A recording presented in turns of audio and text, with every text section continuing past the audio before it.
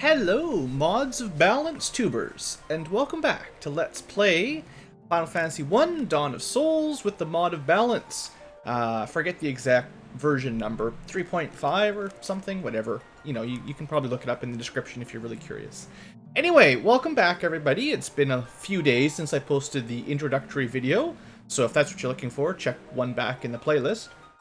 If you're here to see episode 1 though, yeah, let's get started.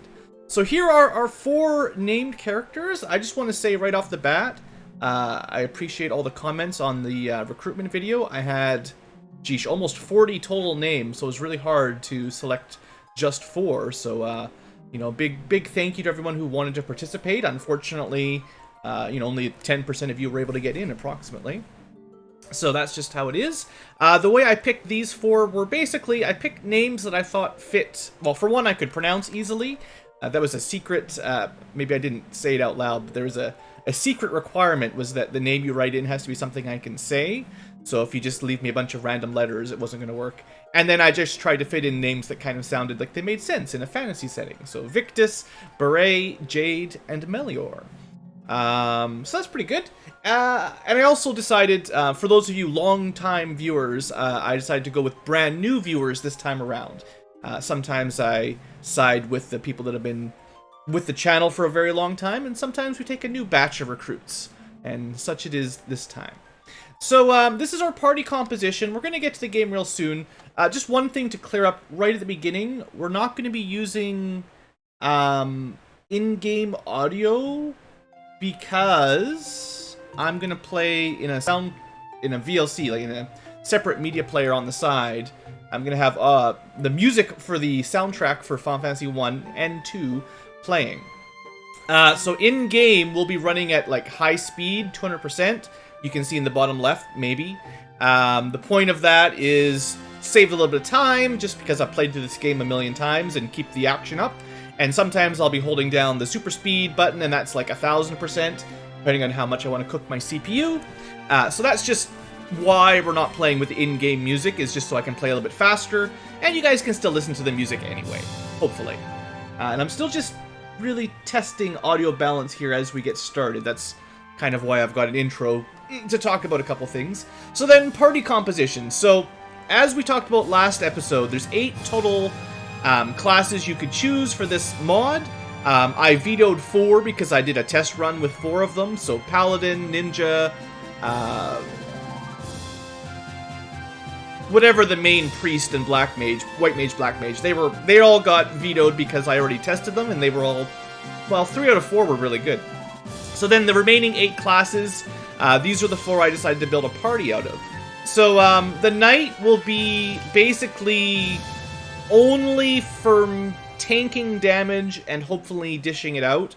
I did decide in the end to bring one non-magic character. It was the knight or the rogue.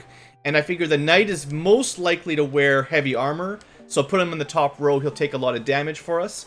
I didn't decide to go with 4 spell casting hybrids like I was originally planning on it, just because I want more variety. I actually decided it'd be kind of samey if everybody has the same spells. So I decided, let's have one person that maybe has to use like items that cast spells more than the rest of the party members. So I thought that would vary it up. I definitely wanted to bring the ranger because the ranger is your jack of all trades, and I thought he was a good, I just wanted to test him out. I don't know if he's going to be awesome, but I felt like that one needed to happen. I've heard a lot of good things about the battle mage in the comments. People seem to really like the battle mage, and I'm pretty hyped to see how he does. He seems to be surprisingly effective in melee, and also quite powerful in magic. And the sage, I'm not 100% sold on yet, but we'll see what happens. He's going to be the most fragile of the bunch. And then that means I cut the enchanter, who's the white mage fighter hybrid. I heard some negative things about that one, and honestly, because the ranger gets a lot of white magic and the sage gets all the white magic, I'm like, white magic's not that important. As long as Melior can cast Heliga, we should be okay. I also cut the monk and the black belt because I just don't have time for that. Like, chances are they require a lot of grinding to get the experience and the levels to really shine. And that's not the purpose of this Let's Play. So those two got cut, and then the Rogue, like I said. So those are the 4 that didn't make it. These are the 4 that did make it. We've got all spells in the game, weak physical and magical stats. We've got black magic and hard hitting. We've got reasonable attack and defense and most spells, maybe not all of them, but a good amount. And then we've got just armor and swords. If I could put a sword chuck on them, I totally would. So there you go, Victus, Beret, Jade, Melior, and that's 5 minutes of introduction. That's more than enough. Let's get to work. Welcome to Castle Cornelia. We're not going to spend a lot of time going over like the story. You know, hopefully by now, if you're playing along or you're a fan of the series, you already know the basic plot. So let's just have a quick look. 300 gil is not much. One thing that I did notice during my test playthrough for this mod is that money is really tight. You don't get a whole lot of spare gold or gil, so you want to make it last, and sometimes that requires buying magic over melee weapons. So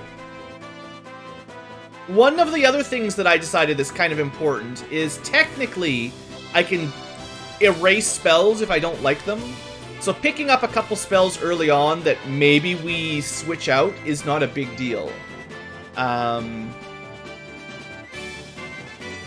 Having an AoE sleep casting spell might be worthwhile early on, so I'm going to spend a bit of money there. Obviously, we want a little bit of healing. Blink? I don't think either of them really need Blink, although maybe later on, like, eventually the level 1 spells are pretty garbage and Blink will be better, but early on, Protect might have some value too. We might switch both of them into support casting for level 1 later, but for now, I think I want to be able to kill undead very easily and heal up a bit. And then the Black Mage needs, or the Battle Mage needs at least 1 offensive spell. And that's all my money, basically. We're not even really done anything. Oh yeah, while I'm doing stuff, let's turn Auto Dash on. And let's go fast. We're just going to go super fast all the time. And why don't we go for a different color this time? We're always playing with blue. Let's go, Hey, you know what? Black's kind of, well... Oh yeah, you know what? We'll go for like a teal. Something like that. It's not too much different. I always like my light blues and blue colors. This one's more greenish, but it's kind of... Yeah, I'm okay with that. That'll be fine. Now we move super fast. Just to see the future here, there's obviously lots of good armor, and the stats have been all rearranged for the mod, so we'll go over the stats as we can afford them. I'll probably want to buy some chainmail for the Knight and the Ranger especially, if I don't find any. And then melee weapons early on. We started with rapiers. You can see their stats. The hammer is technically an upgrade by like 3 damage. Other than that, scimitar might be nice. Axe is pretty expensive. There's, you know, a lot of things have been shuffled around, so it's hard to say just when I will buy what, or what I'll be able to afford. Also, you can see potions, antidotes. Everything's been rebalanced for money. So anyway, let's go to the castle, talk to the king real quick. I mean, like super quick. Go save his daughter, Princess Sarah. You know, be the warriors of light, light the 4 orbs, yada, yada, yada. Alright, so first things first, we're going to do a little bit of level grinding. Everyone's favorite part.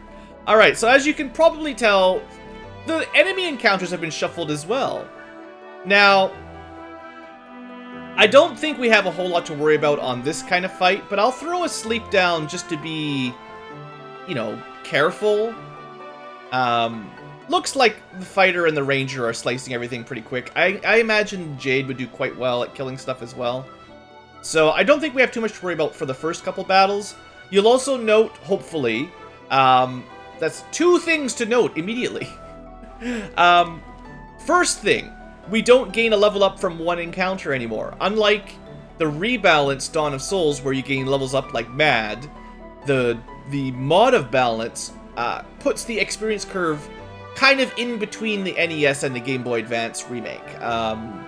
This is still faster. In fact, isn't it? It's like it's almost 1-to-1. If you've got 4 party members alive, 5 goblins or imps is worth like 5 or 6 experience or something. I can't remember exactly, but I'm pretty sure this is still faster by a set, but it's definitely not as fast as the remake. And then the other thing I was going to notice is enemies drop a lot of loot. So we can check it up here. That was actually the skeleton that dropped it. Most enemies will have some treasure, and a lot of the time it will be something that you kind of would like to get, and sometimes it'll be pretty awesome. This will save you a lot of money if you pay attention to it, and maybe don't buy something that you could get pretty easily from killing enemies. I think the drop rates are significantly increased as well. In the vanilla game, bonus loot was like 1%, maybe up to 5% kind of range. In the mod of balance, it's probably, some of them are closer to like 50% or 100%, honestly. So anyway, that was a little chat we had. We got goblin guards. What else we got around town? We got some wolves. I don't think anything here is going to put up too much of a fight. I do think the skeletons hit harder than the goblins, if I remember correctly. Well, maybe not much different. Maybe they're just more accurate or something. So I'll be doing super speed while we're grinding. We might as well.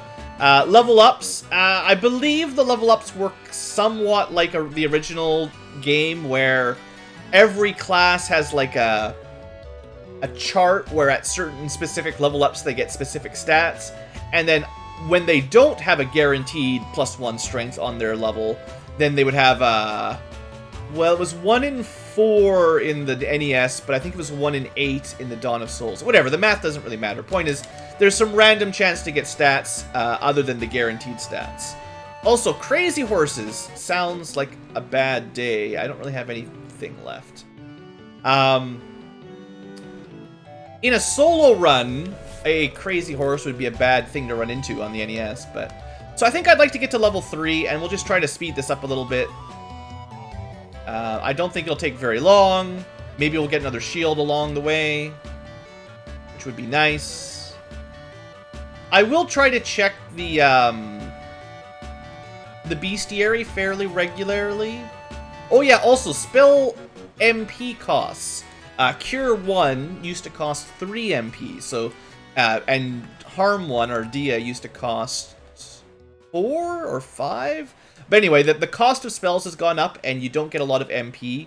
So MP conservation becomes a lot more important in this game, which is probably good, because I felt like in the vanilla game, or not the vanilla game, the vanilla Game Boy Advance version, it was pretty easy to get enough MP to just spam whatever you want forever, especially with ethers. How far are we from level 3? 10 more. We're good. I was thinking of going to the inn, have a little sleep. Alright, opening grind complete. Level 3 should be more than enough. I imagine you could go at level 2 and you'd be just fine. Okay, so what I'll do is I'll sell those junky knives. They're not going to be worth anything. Nice and accurate, but not much. So we did make a little bit of money. I don't think I'm going to buy any weapons, but what I might do is buy some chainmail. It should be a significant upgrade over leather armor. It's not much better. You lose some evasion. Maybe I can hand-me-down? Nope, we can't even hand-me-down the leather armor. So yeah, one of the things that I do know for sure is the Sage does not get to equip very much. So it might be worth finding something he can equip, like these two, and just giving it to him so he has some defense. In fact, that's exactly what I'm going to do. Because there's so few things he can even equip in the first place. And I'd like to have more than 3 defense. So 4 and 7. That's we more than doubled it. And Jade is slightly less defense. So is Barrett. I'm going to call him Barrett all the time accidentally. It's totally meant to be Beret. But I don't have any other money. We could buy another leather gloves. I think we'll just leave it like that for now. I will be spending my money, obviously, trying to balance it. I maybe should have bought some healing potions, honestly. Just because we're going to go to the Chaos Shrine, or whatever you want to call it. But, you know, hopefully we'll be strong enough to grab some treasure and get out of there. We're not doing a speed run, so we're not going to run from every encounter and, you know, try to beat the game in an hour and a half or anything. I'm happy to kill enemies as we go, basically. One thing that we discussed back during the solo runs through the vanilla game, in case you didn't watch them, is I'm not a huge fan of the remake's ability to save the game anywhere.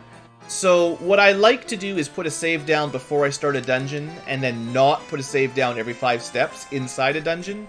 Just sort of as an ode to the original game. Oh yeah, also, more things to talk about. So did you notice that my sage is still blinded, or dark? So essentially, status ailments, or at least most of them, they now persist through combat. And that definitely can be a pain early on where I don't actually have the item to cure it, or the spell. So he's just going to be dark. I think the inn actually cures it, technically. But basically, he's stuck being blind. And there's not a whole lot we can do about it early game. So you just got to get used to that. It'd be much worse if he was, like, poisoned or turned to stone. Equipment. I picked up a hat. I'm going to give that to Beret because he needs a hat. And we got more ambushy... Uh-oh, poison. So this is where things get ugly. With no way to cure poison at this point other than buying pure potions that we don't have because we don't have enough money. We're just going to take damage every step. Nothing I can do. Chainmail! There you go. That's why we don't buy too much armor. Alright, so Beret gets up to 12 defense. My lead characters are pretty defensy, so that's good. The problem, of course, is mainly, how do we not have everybody die from poison in the first dungeon? Skeletons. Okay, this is a perfect opportunity for Dia. Assuming we can survive long enough to cast it. Undead Killer Spell. Now, it actually works against evil enemies as well. It's not limited to the undead, so it's actually more useful than it used to be. I believe... Yeah, so Beret now has access to level 1 magic, and Jade and Melior have access to level 2 magic. So as we get our levels... Now, these guys, I think it's the ghouls that are dangerous the most here. They count as undead. This is what I've got Dia for, but... Yeah, these guys hit really hard. Like, this is not an easy fight for a low-level party. And now we're basically out of MP here to stay alive. Unfortunate hit on the Sage. Okay, one ghoul we should be able to take out. And we got Stun Touch on the ghoul. That's pretty bad. Come on, wake up. Oh, this is looking... I'm gonna have to run. Sheesh. Okay, get out of here. 3 for 3 Stun Touch, and it carries through between battle. Oh my friggin' heck. Friggin' heck, we're dead. Game over. At least we got the run. Well, I sure hope this tent cures stun, of all things. And we did get a leather shield in there. I did see that eventually. Alright, the tent cures you of all your ailments. So we're lucky with that works. Otherwise, we're gonna have to go all the way back to town. Alright, so like I said, the mod of balance. One criticism I will give it is that the early game status effects that persist through battle is actually pretty cheap early on. I think there's too many things that can apply stun and poison and darkness in the first dungeon that you have no way of really handling. Anyway, other than a tent that they give you. Yeah. They give you a tent. Alright, well, let's have a shield there. Why not? I've got some leather armor to sell. Let's see if we're strong enough to knock this man down. Who's there? I, Garland, will knock you all down. He tries anyway. Now, he will have a lot of buffs on compared to OG Garland. I don't know if you can put him to sleep. Maybe we should try. Not a lot else we can do here. I think this is a fool's errand trying to... It worked! Status inflictions working for a single turn, but at least it got us some free hits in. And I do believe, as you probably saw us doing higher damage, one of the things the mod of balance does is when you're asleep or paralyzed, I believe you get like half defense or something like that. Like, it's actually you take a lot more damage when you're stunned or put to sleep. So like it's a more significant ailment than just missing your turn. Anyway, we got him. We rescued the princess. Let's get out of here. She teleports us back to. She had the exit spell all along. All right. Give me my bridge. Give me my loot. And let me see what that scimitar looks like on. So 2 more damage. Not great. I think I'm gonna give it to the ranger, just to pump that damage up a little bit more. I think Victus will be killing most things in 1 hit anyway, so try to buff up the ranger a little bit more. All right, so they build a bridge. You know, everyone's happy about it. I'm very happy. We can go fulfill the prophecy. Yada yada yada. All right, how much money have we got? Not very much. Let's sell the leather armor and the rapier. So we got 400 buckaroos. I'm gonna go buy magic spells over armor for now. Because, yeah, the pain spell will make a lot of this next step a lot easier. So I'm gonna prioritize getting pain on my 2 casters. And it'd be nice to have Poisona to cure poison on the fly. Instead of a level 4 spell that costs 4,000 gold, this is the correct level to give you cure poison. Alright, that'll do for now. Oh yeah, I guess the ranger could learn some magic. Was there anything useful? Black? I think he learns mostly white magic. Never mind, he learns mostly everything. I mean, focus is the kind of thing you might see a ranger use. He can learn cure. He cannot learn Dia, though. So he doesn't get the strong offensive magic. He could buff himself up a little bit. Well, I don't have enough money for any of it anyway, so it doesn't really matter. It's a moot point. Alright, let's see if we can make it to Provoca and kill some pirates before the end of our first episode. That'd be good progress. Preemptive strike. This'll be fine. Nothing to worry about here. Leather shield. Look at that. Never buy leather shields. Never buy them. You don't need them. You don't need to buy them. Alright, the 4 brave heroes, the Warriors of Light, they set off on their journey to quell chaos and light the orbs and something, something, something. Stop the time loop. I guess I should put a save down after that. Alright, let's see if we can quickly go visit Matoya's cave for some free stuff. Lizards seem to be more defensive than I remember. Not doing a whole lot of damage to these puppies. Formerly known as the iguana. No, not bad. They were always pretty good experience enemies, though. Alright, let's test something out just for fun. Welcome to the pain spell. For 5 MP, what do we get? You get pain. It's from Final Fantasy II. Look at that. Animations. So yeah, getting an AoE spell before you get to Elfland, that's pretty awesome. So it might not be necessary, but it speeds fights up, and I'm a fan of that. It'll help with the pirates. They're not going to have a very good day at all.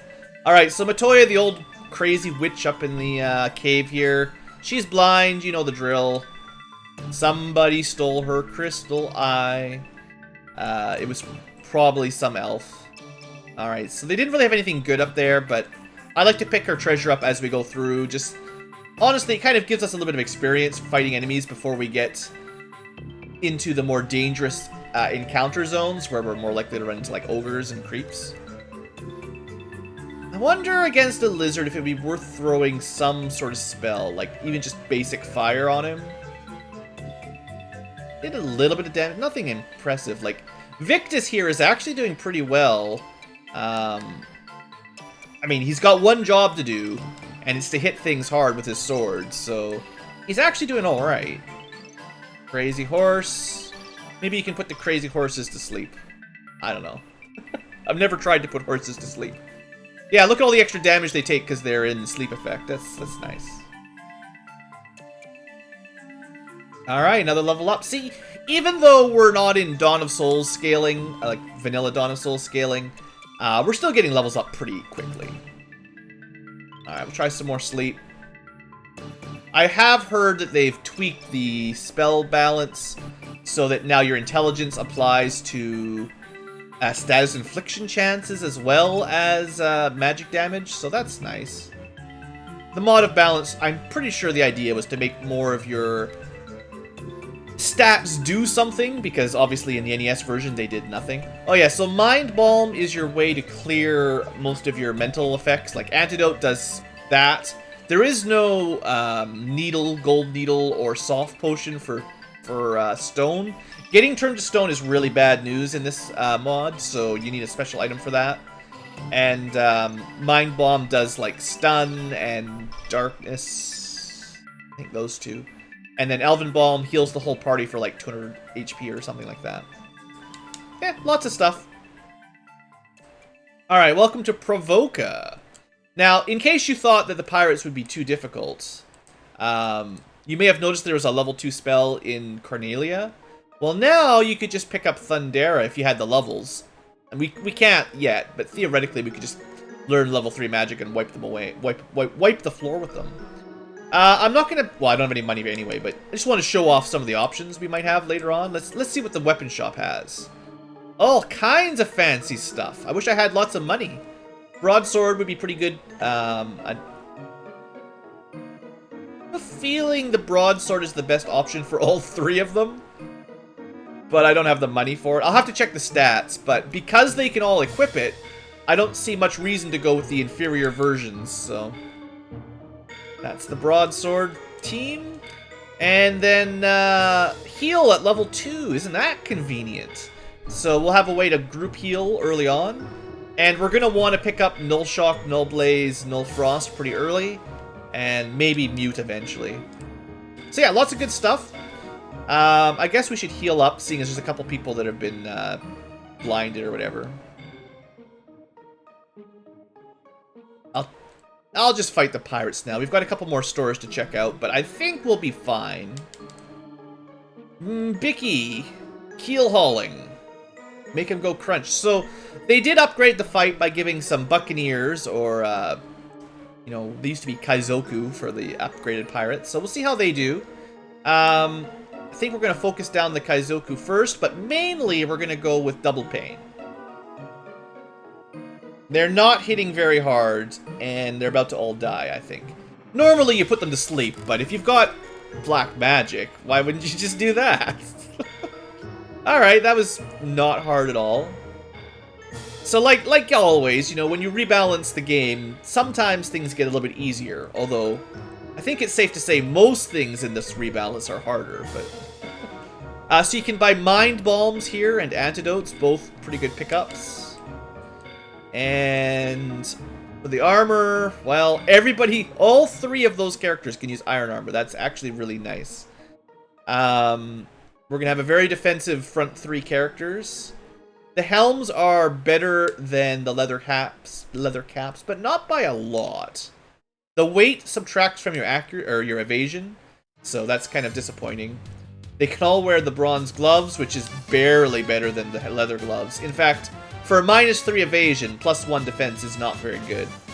But anyway, that's that. I think... I think the Battle Mage will be fine. I don't think Jade has anything to worry about. 8 defense should be enough at that point. I should buy a leather cap for my fighter or a helm. I'll save the money. We'll just buy leather caps. They're fairly cheap, and I think it's a pretty efficient use of money to get 3 defense for 80 gold. Also, I don't think any enemies are dropping them, so... Yeah, that's not bad. The only one with really bad defense is Melior, and that's not much I can do about that right now. If ever. So let's sell this Spider Silk. We can cast slow. I need the money.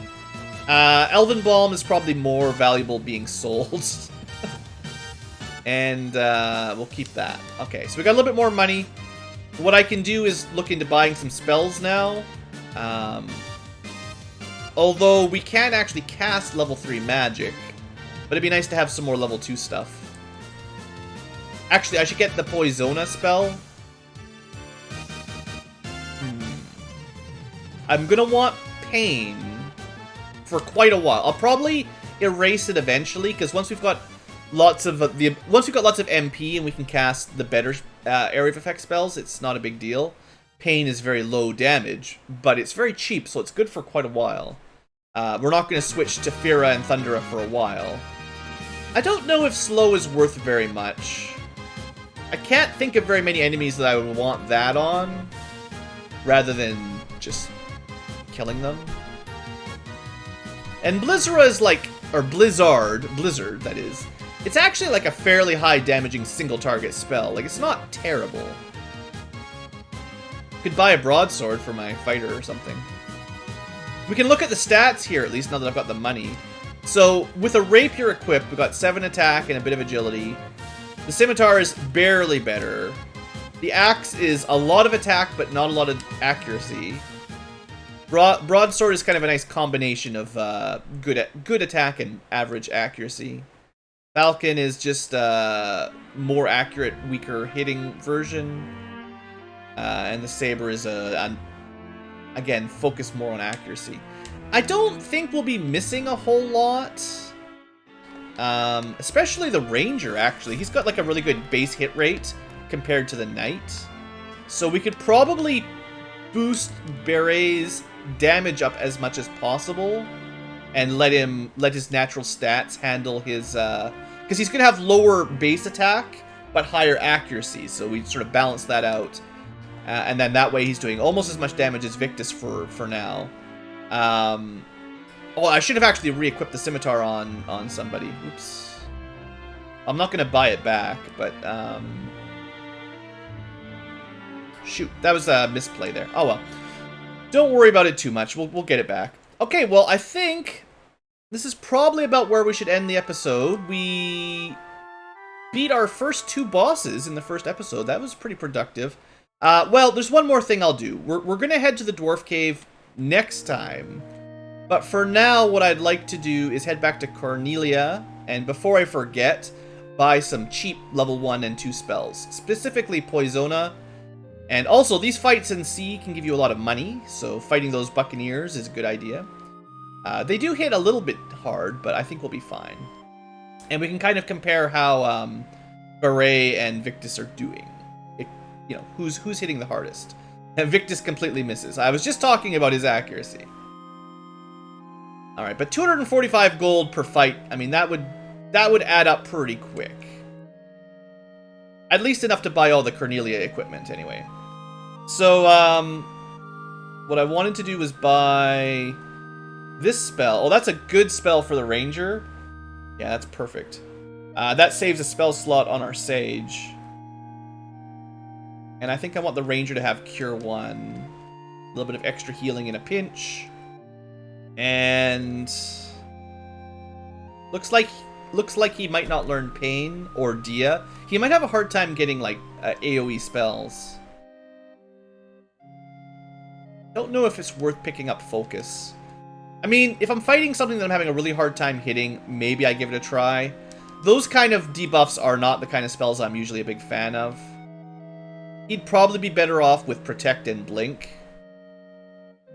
I know Blink is really solid one way or the other, so we're going to get him that immediately. Oh, I do remember reading that Blink was nerfed in the mod. The totals you can buff up to are much lower now. It used to be like 255 per stat you could buff up in battle. But I think that's been reduced significantly in the mod. So Blink is still good, but it's not as good as the original. So Protect might be more valuable or just some combination of the two. Alright, so that's probably all we can do for now with our money.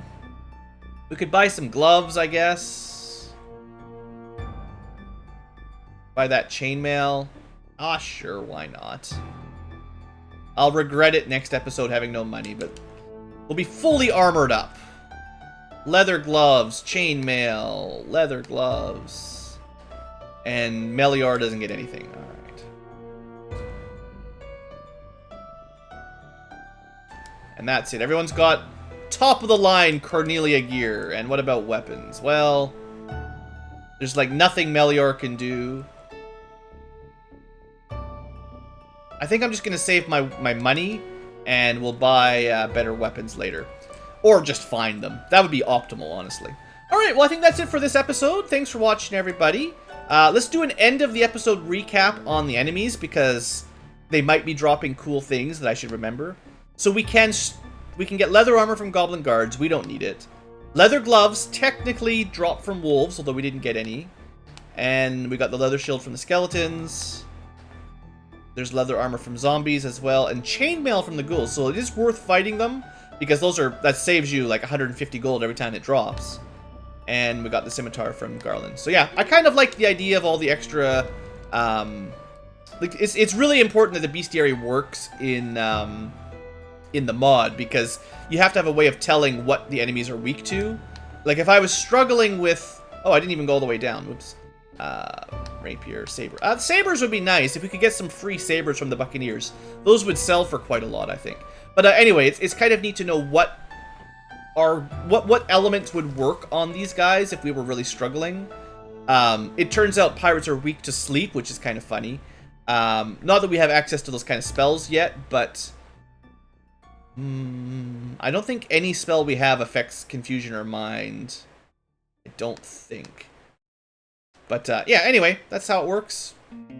Garland you could have used Dia on, and it probably would have dealt pretty good damage if you had the MP for it, which I probably did, I just didn't do it. Interesting to know. I gotta remember that. Dia is meant to work on both undead and evil type enemies, and I have to switch my brain around, because that's not how it worked in the original game. Alright folks, that's it for today's episode, episode 1 of our Mod of Balance Final Fantasy 1 Let's Play. So say hello to your 4 brave warriors of light, and I hope to see you in the comments. You know, maybe role-playing a little bit of your character if you're really excited. See you guys later.